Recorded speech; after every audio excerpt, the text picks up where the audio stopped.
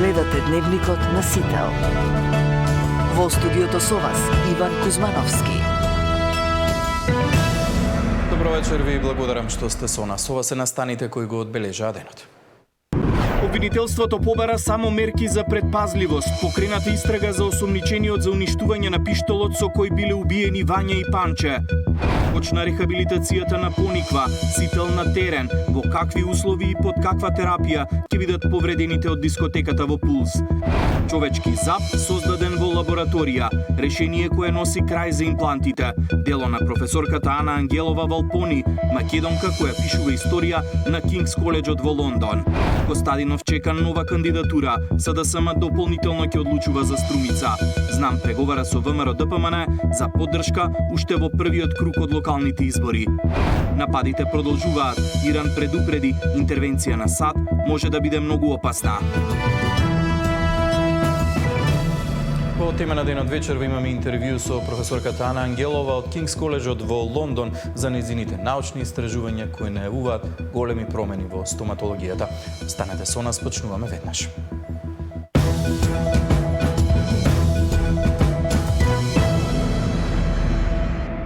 Обвинителството покрени истрага за помошникот на Палчо, кој според тврдењата на вчерашните завршни зборови во судот го уништил пиштолот со кој биле убиени Вања и Панче. Издадени се наредби за претрес, а за приведениот по барање на обвинителството судот му го одзема пасошот. Од обвинителството не откриваат каков исказ дал осомничениот по приведувањето, но информираа дека оваа постапка ќе се води посебно и нема да влијае на судскиот процес за двојното убиство, за кој пресуда е најавена во среда. Зоран Јаневски ги има деталите. Лицето Зоран Давидков, кое беше посочено дека го сокрило оружјето со кое биле извршени убиствата на Вања и Панче, е под истрага за помагање на двете злосторства. Неговото име вчера во својот завршен збор го откри обвинетиот Велибор Манев, а по барање на обвинителството беше веднаш уапсен. По наредба најавен обвинител, едно лице е лишено од слобода и против него е поведена истрага за помагање на сторител по извршено кривично дело. Согласно исказот на еден од обвинетите, сега осомничениот помогнал со прикривање на орудијата со кои се извршени кривичните дела. Со тоа им помогнал на обвинетите да не бидат откриени. Обвинителството не открива дали осомничениот ја потврдил изјавата на Манев дека го сокрил оружјето, но за проверка на таквите наводи биле обезбедени судски наредби со кои биле извршени претреси на две локации. Според обвинителството се преземале и други истражни дејствија. Додека трае истрагата, пак Давидков, кој беше посочен од Манев, добил задолжение од судија на претходна постапка повремено да се јавува во судот, а одземен му е и пасошот. Како што велат од обвинителството, тоа го побарале со цел обезбедување на осомничениот до целосно завршување на постапката. Оттаму појаснуваат дека истрагата нема да влијае врз судскиот случај кој е во завршница, а пресудата е веќе најавена за во среда. Истрагата против ова лице представува посебен предмет кој не влијае на судската постапка за двете грабнувања и убиства која е во завршна фаза и во рамките на која јавното обвинителство го подкрепи обвинението со голем број вербални и материјални докази за сторените дела. Велибор Манев вчера во судницата рече дека Љупчо Палевски му се јавил од турската граница и побарал да му се јави на Давидков да го отстрани ранецот во кој се наоѓале оружјето и моторолите кои се користеле во грабнувањата и убиствата на Вања и Панче. И на почеток од судскиот процес, Манев рече дека постои лице кое помогнало во сокривање на тој ранец, ама тогаш не го откри неговото име. Вчера рече дека е вработен во Народната банка и член на партијата Десна. Зоран Јаневски, Сител телевизија. По направениот стручен надзор во болницата во Кавадарци, стручната комисија констатирала дека сите постапки биле навремено и уредно извршени. Ваков одговор од Министерството за здравство испратиле до Државната агенција МИА за наодите во извештајот во врска со починатото 3-годишно дете. Комисијата извршила надзор во болницата во Кавадарци на 10 јуни. Предходно на 6 јуни и од Државниот санитарен и здравствен инспекторат информираа дека при инспекцијските надзори не биле констатирани недостатоци од нивна надлежност во врска со починатото дете од Кавадарци. На 3 јуни во 5 часот детето било донесено во општата болница Кавадарци од страна на неговите родители, прегледано од дежурен доктор, специјалист по детски болести, кој врз основа на прегледот и испитаните параметри проценил дека нема потреба од хоспитализација. На инсистирање на родителите бил издаден упат за Универзитетската клиника за детски болести во Скопје, каде детето било однесено со сопствен превоз. Според изјавата на присутните здравствени работници во детската клиника, детето било донесено во раните утрински часови, околу 8 часот директно на оддел за кардиологија, без знаци на живот. Веднаш било однесено во одделот за интензивна нега и реанимација, но детето не покажувало знаци за живот, утврдиле од инспекторатот. Родителите на детето претходно ги повикаа надлежните во државата да испитаат можна лекарска грешка во врска со неговата смрт. Почна рехабилитацијата на Пониква, сител на терен, во какви услови и под каква терапија ќе бидат повредените од дискотеката во Пулс. Човечки зап создаден во лабораторија, решение кое носи крај за имплантите. Дело на професорката Ана Ангелова Валпони, македонка која пишува историја на Кингс коледжот во Лондон.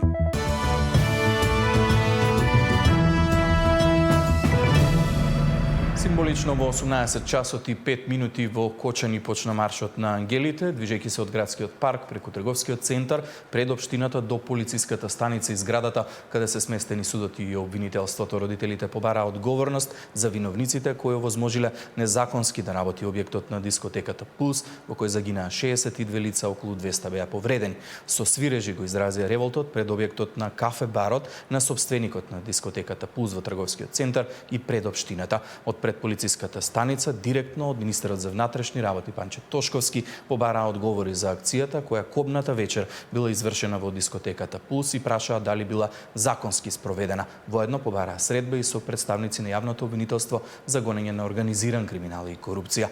На последниот марш, минатата сабота, родителите побараа средба со обвинителството за да добијат објаснување за обвинението во предметот. Од обвинителството организираа средба која во четвртокот се одржа во мултикултурниот центар во Кочани. Тие се уште чекаат одлука на тоа каде ќе се води судскиот процес, откако судот од Кочани се иззема од постапката, штипска апелација, одлука побара од Врховниот суд. Денешниот марш се уште е во тек, повеќе детали очекуваме во вечерните вести. Дали акцијската контрола е спроведена законски? Дали светлата беа запалени?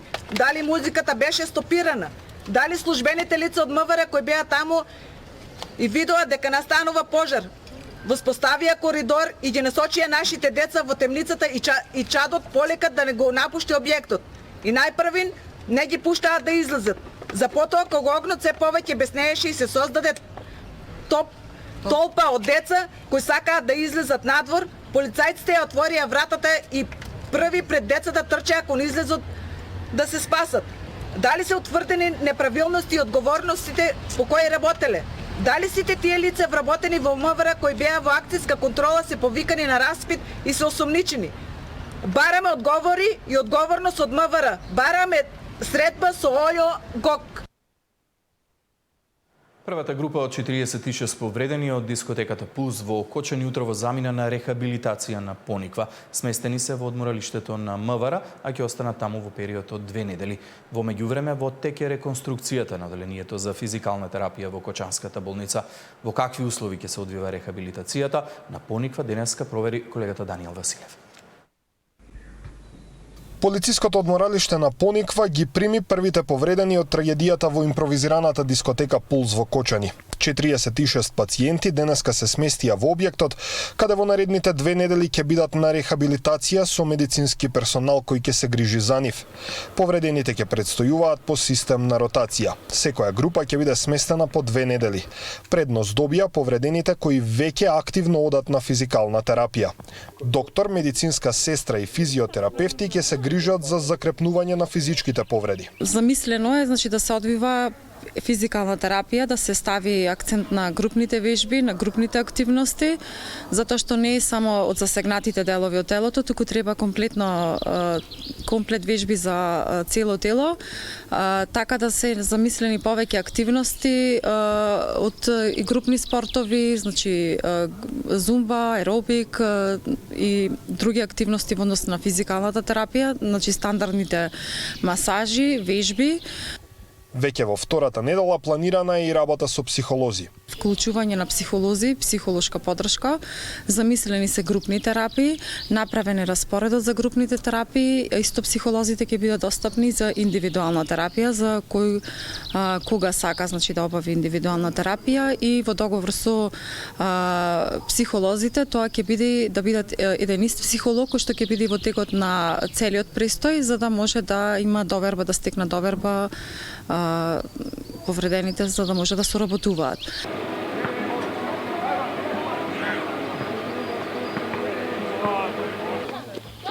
Групните спортови треба да им помогнат на повредените да ја вратат моториката во екстремитетите. Не се плаши. Тргни. Ге, отргни да не те зја. Контролирај ти тоа. Контролирај. Ајде. Зад камерите дел од повредените велат дека се задоволни од условите за рехабилитација кои што ги нуди одморалиштето на МВР. Меѓутоа јавно не сака да говори никој. Дополнително, надлежните не дозволуваат да влеземе внатре за да се увериме дали ги имаат сите услови кои што им се потребни. МВР го отстапи од моралиштето на Министерството за здравство и фондот. Во текот на летото ќе се користи исклучиво за рехабилитација на повредите. Во наредниот период се очекува сите да добијат покана. Ќе бидат контактирани сите кои што се на листата на повредени, кои што претходно ја има формирано Министерството за здравство со Фондот за здравство, значи ќе бидат контактирани сите и ќе имаат шанса сите да присуствуваат. Изборот за Пониква да стане центар за рехабилитација паднал поради близината до градот. Од Кочани до тука се стигнува за околу половина час. Па и родителите и пријателите ќе можат лесно да ги посетуваат повредените. Но што од есен, надлежните се уште немаат план како ќе продолжи рехабилитацијата на повредените за неколку месеци од сега. Се бара начин како да добијат непречена физикална терапија со оглед на тоа што одделението во Кочанската болница во моментот се реновира, а очекувањата се дека за дел од повредените рехабилитацијата би можела да трае и до 2 години. Даниел Василев и Бојан Радковиќ, Сител телевизија. Човечки зап создаден во лабораторија од клетки на пациентот. Ова е решение кое може да донесе крај за имплантите, но и да значи решение за проблемите со забите. Веста од Кингс коледжот во Лондон го привлече вниманието на светот, а станува збор за дело на професорката Ана Ангелова Валпони, македонка која со својот тим пишува историја. За низината работа во тема на денот со неја разговара колешката Миријана Давидовска. Во тема на денот разговарам со професор Ана Ангелова Валпони, македонски научник, доцент на Кингс коледж Лондон, која е дел од тим кој развива револуционерна технологија, создавање природни човечки заби во лабораторија. Професорка, добар ден и добре дојдовте во тема на ден на Сител. Вашиот тим постигна неверојатен напредок во создавањето на човечки заби во лабораторија. Што ќе значи ова за иднината на стоматологијата, но и за сите пациенти кои што ги загубиле своите природни човечки заби? Прво би сакала да ви се заблагодарам на поканата и навистина ми е задоволство да гостувам во вашата програма и едноставно да допрам и до Македонија и да ги споделам нашите најнови сознанија што ги имаме во регенеративна стоматологија.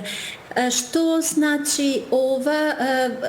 Прво да објаснам дека јас сум професор по регенеративна стоматологија, но ние регенеративната стоматологија ја гледаме и во пошироки рамки како дел од регенеративната медицина во тој поглед и сите оние знаења што ги стекнуваме во регенеративната стоматологија потенцијално се важни и пошироко во регенеративната медицина. Она што е најново, што беше публикувано сега од мојот тим е тоа што ние веќе долги години работиме на овој проект. Всушност јас се придружив на Кингс коледж кога дојдов во 2008 година, започнавме со првите тие испитувања. И што би значило тоа е дека нашата цел, нашата конечна цел е навистина да имаме една биолошка замена за загуба на оние заби кои што ги губиме во текот на животот. Значи се враќаме кон биолошките принципи и целото тоа истражување се базира на биолошките принципи како ние правиме органи кога сме во, да речем, во тој ембрионален развој. Значи, целта е да постигнеме една биолошка замена на биолошки, физиолошки и природни органи кои што би ги замениле оние кои што ги губиме во текот на животот. Што точно значи создавање на природен зап од сопствените клетки на пациентот и колку сме близко до реална примена во клиничките центри? Така. Па, видете, значи, да се вратиме на она како ние правиме заби во текот на нашиот развој, тоа значи дека треба да сознаеме како клетките кои што се инволвирани во тој процес разговараат меѓу себе, а тоа е да го речам како преведено на она што е генетски сигнали меѓу тие два типа во овој случај на клетки и сето тоа да успееме ние да го пренесеме во лабораторија каде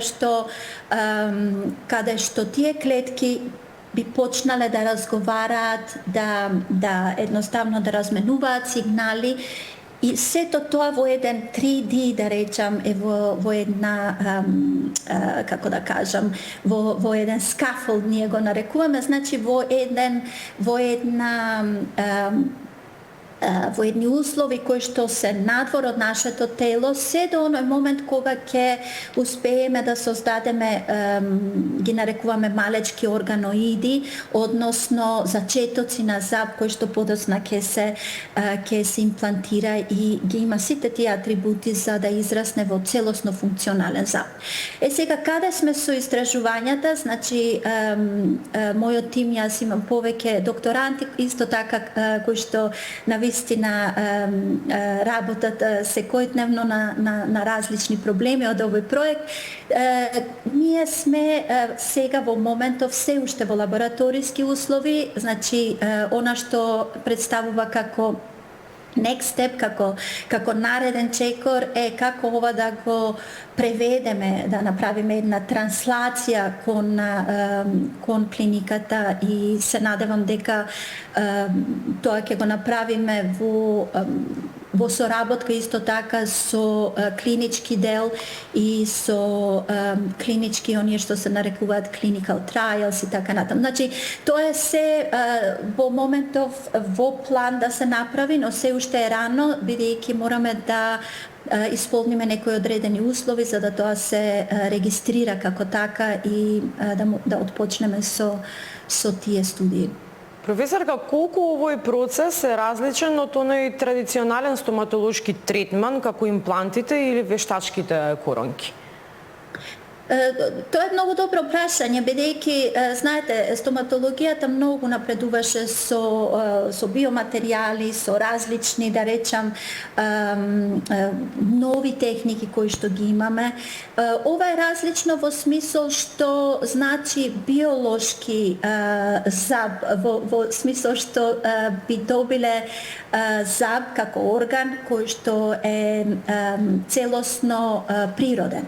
Во смисол што имплантите секако се засновуваат и тие се одлична, да речам, солуција, клиничка солуција која што ја имаме денеска како присатна во клиниката, но сепак тоа е метал кој што директно е внесен во коска. Значи имаме еден контакт на сепак е тоа еден материјал, неоргански материјал со нашите ткива. Во овој случај тоа би било природен зап кој што еднаш кога ќе се ќе се внесе во телото, ги има сите тие атрибути за да се развие во целосен орган, значи со целата инервација, тоа значи имање на нерви, со целата васкуларизација, имање на тие крвни садови и така натаму, значи целосно природен орган. Би сакала македонската јавност малку одблиску да ве запознае во однос на вашата лична кариера. Вие, иако сте дел од оној водечки истражувачки тим од Лондон, сепак потекнувате од нашата држава, од Македонија. Како изгледаше вашиот пат до таму и која беше, што најмногу вас ве мотивираше? Па видете, јас, значи, заминав веќе 20 колку години, во 1998 заминав и јас дипломирав на стоматолошкиот факултет, работев 2 години на стоматолошкиот факултет како во одделот за детска стоматологија. Потоа ја добив онаа стипендија која што јапонската влада ја нуди насекаде во светот и оттаму заминав за Токио, каде што го работев мојот докторат во областа на детската стоматологија се уште. И секако тоа е еден од најдобрите факултети во светот за стоматологија, Tokyo Medical and Dental University, и таму навистина се стекнав со тие, како да кажам, основни знаења за науката, сосема нешто ново, се отвори сосема еден друг свет за мене.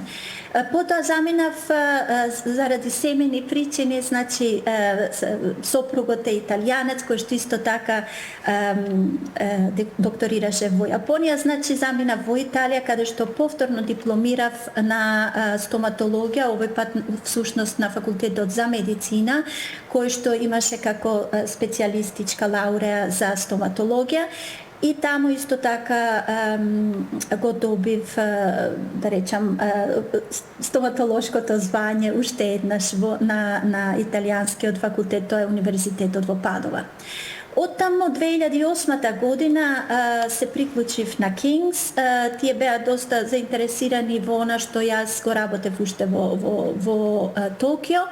И така да откога се, да речам, се приклучив на King's College London, значи веќе се тоа 16-17 години.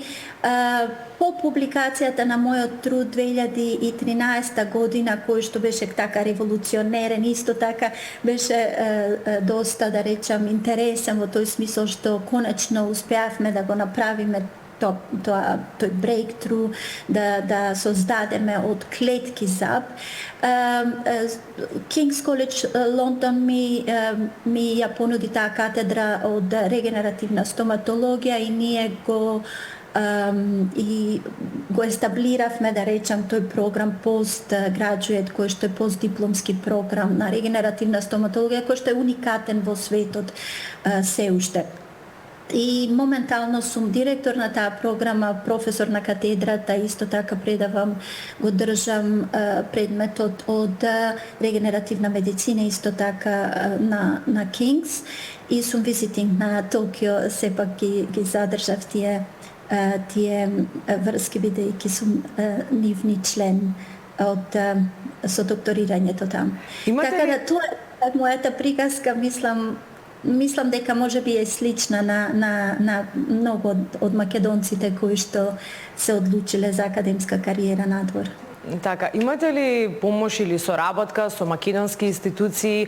Ви се понудило ли да развивате некој ваков сличен проект овде во нашата држава? Видете, јас сега имав навистина многу убав прием и од Министерството и од амбасадата овде, и навистина сум мислам, ми представува задоволство дека имав таков топол прием од Македонија и имам некои контакти споделено сега со Македонската академија на науките. Јас се надевам дека ќе успееме тоа да да го развиеме понатаму, бидејќи секако знаете, јас сум од Македонија и ми представува навистина секогаш задоволство да развијам. Сега во моментов немаме нешто такво и јас би сакала навистина да ги охрабрам сите и клиничките предмети да едноставно инвестираат во науката, бидејќи тоа е тоа што нашите факултети може да ги донесе високо на ранг листата и тоа е она што прави разлика во смисол на ранкирањето а исто така и може да се понуди многу повеќе на нашите студенти таа љубопитност кон науката да се развие. Така да навистина се радувам на можноста која што не чека, се надевам. Да, и за крај една ваша порака до целата македонска јавност, пред се до младите научници и студенти, но и до институциите, колку е важно да се развива биоинженерингот и регенеративната медицина и колку е важно да не се откажуваат од своите соништа. Благодарам. Мислам, јас прво, знаете како, би сакала да им се заблагодарам на моите родители. Мислам дека има многу такви родители, но сепак моите се специјални за мене и бидејќи со нивната пожртвуваност, со нивната несебичност обезбедија за мене нешто што мене ми представуваше сон, а тоа е да некако истражам повеќе и повеќе од науката. И така да тоа е она што е навистина важно, е да едноставно да им дадеме шанса на младите. Нема ништо страшно дека младите сакаат да бараат знаење надвор од Македонија. Македонија е малечка држава, но она што ние треба да го обезбедиме е дека тие може да се вратат, може да ги донесат сите тие знаења дома и тоа е она што ние го имаме како богатство, мислам, како земја. Така да јас само би охрабрила и уште еднаш мислам, јас сум навистина благодарна на можностите што ги имав, а тоа е секако доаѓа од семејството. Така да, тоа би била мојата порака. Професор Ана Ангелова, ви благодарам за гостувањето во тема на Денот на Сител. И ви посакувам успех. Благодарам и на вас за можноста. Благодарам. Пријатно. Костадинов чека нова кандидатура. СДСМ дополнително ќе одлучува за Струмица. Знам преговара со ВМРО ДПМН за поддршка уште во првиот круг од локалните избори. Нападите продолжуваат. Иран предупреди, интервенција на САД може да биде многу опасна.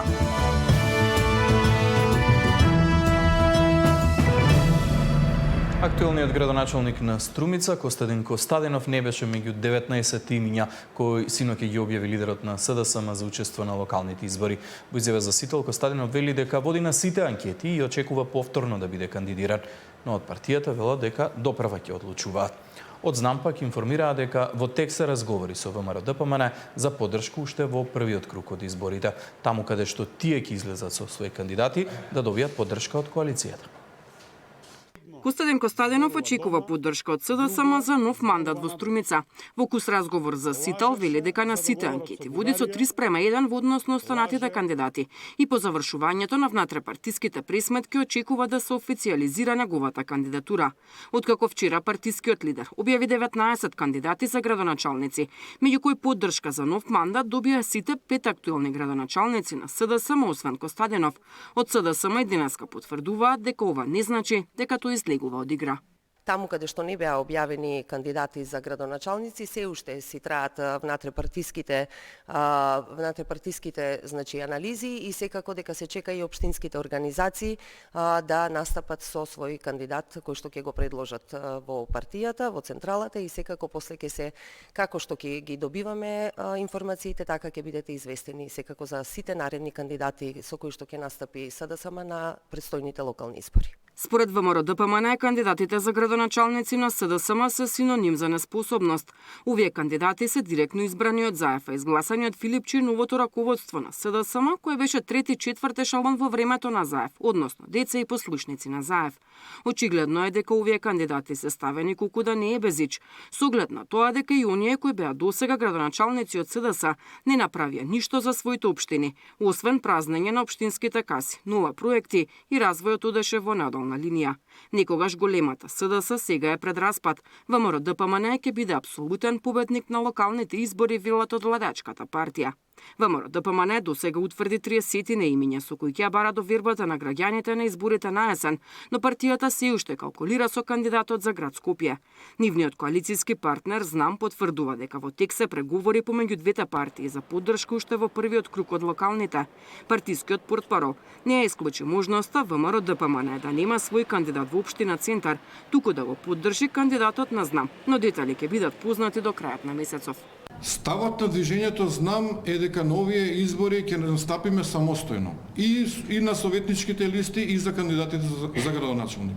Таму каде што ќе имаме кандидат за градоначалник ЗНАМ, тој ќе биде во договор во договор практично со владиниот партнер ВМРО ДПМН, поддржан од нивна страна и тие нема да имаат кандидат во тие општини. Зборуваме за целосна поддршка на взаемна поддршка на кандидатите уште во првиот круг.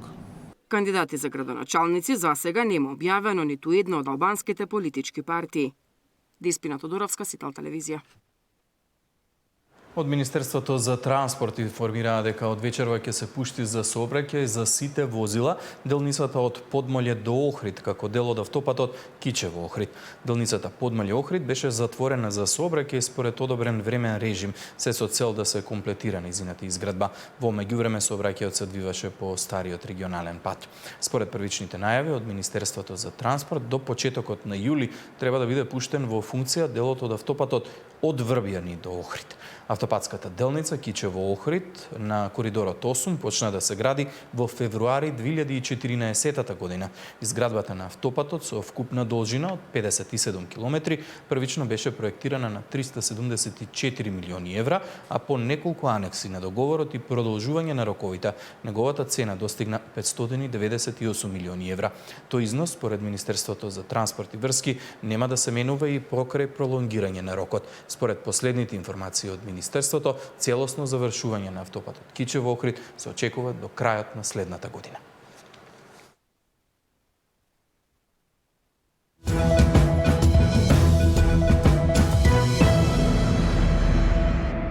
Во продолжение блог вести.